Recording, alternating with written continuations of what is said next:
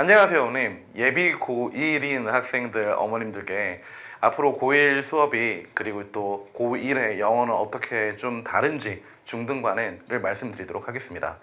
간략하게 보자면은 중3에서 고1로 넘어가는 데 있어서 가장 큰 첫 번째 장애물은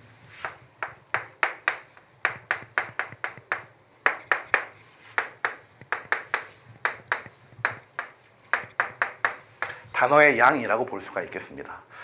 중3 지문들을 한 시험에서 볼 수 있는 세트를 봤을 때 약 5지문 정도가 나와요.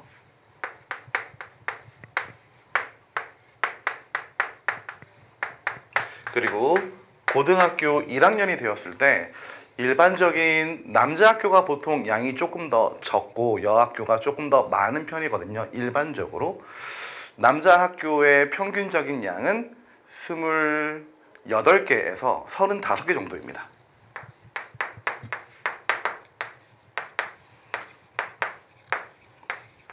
그리고 여학교 같은 경우에는 아주 비약적으로 들지는 않고 약 한 45지문 정도라고 볼게요. 곱하기 했을 때 거의 한 9 또는 8 또는 7 정도의 양이 되죠. 중3에서 고1로 넘어갈 때 단어의 양 그리고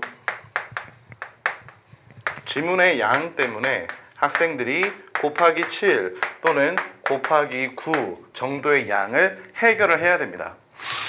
여기에서 가장 큰 걸림돌이 되고 이 단어를 우리가 소화를 시키지 못한다면 당연히 해석도 안 될 것이고 해석이 안 되는데 문법은 더 이상 고민할 수가 없는 문제가 되죠. 그래서 아이들한테 단어를 외워야 돼. 단어는 정말 중요해. 단어로 처음부터 끝까지 가는 거야. 라고 이야기를 한다고 해서 아이들이 바뀌진 않죠. 아이들이 갖고 있는 유일한 관심사는 언제 집에 갈 것인가 이기 때문에 아이들한테 말로만은 이 부분을 우리가 푸시할 수가 없습니다. 그래서 가장 좋은 방법은 다음과 같은 방법이지 않을까 싶어요. 획일화된 단어장.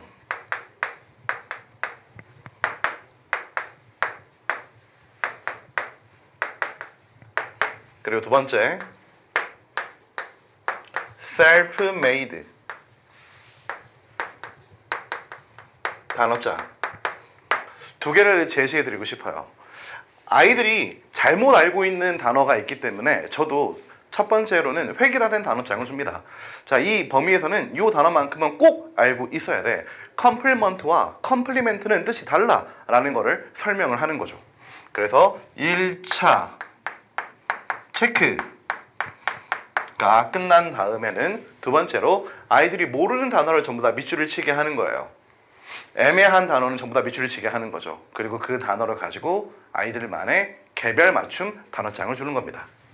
그리고 그거를 2차로 체크를 하는 거죠. 그리고 단어 시험은 모두 다 글로 쓰는 시험이 아니라 저한테 이제 말로 시험을 보는 학생이 바이탈 이렇게 얘기하면은 제가 바이탈 얘기를 하면은 학생들이 중요한 이렇게 대답을 하는 거죠. 해서 단어가 일단 1차적으로 완성이 되고 나면은 그 다음부터 우리가 해석에 대한 내용을 조금 더 쉽게 문법에 대한 내용은 훨씬 더 쉽게 접근할 수 있는데 그 전 단계에서 막혀버린다면은 고1이 굉장히 괴로워질 겁니다. 그래서 제가 말씀드리고자 하는 거는 저는 이러한 두 번째 체크 작업과 첫 번째 체크 작업을 학생을 옆에 앉혀놓고 하나하나 첨삭식으로 수업을 진행할 수 있습니다. 모르는 것만 알려줄 수 있어요. 조금 빠른 친구는 저와의 만남 시간이 조금씩 더 줄어들겠죠. 대신에 혼자서 공부할 수 있는 양은 점점 더 늘어나겠죠. 또는 학습 습관이 전혀 잡혀져 있지 않은 친구들 같은 경우에는 제가 단어를 외우는 걸 하나하나 알려줄 수 있겠죠.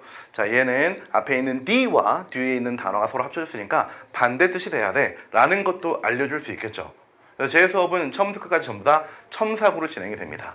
그래서 아이들에게 스스로 공부할 수 있을 만한 옷을 입혀줄 수 있는 개별 지도식 수업, 과외식 수업이 제 수업이에요. 그래서 어려운 갑자기 늘어난 양의 아이들이 압도되지 않도록 저와 함께 날개를 다는 것도 좋은 선택지가 되지 않을까 싶습니다. 저는 영어 강사 김우열이었습니다. 감사합니다.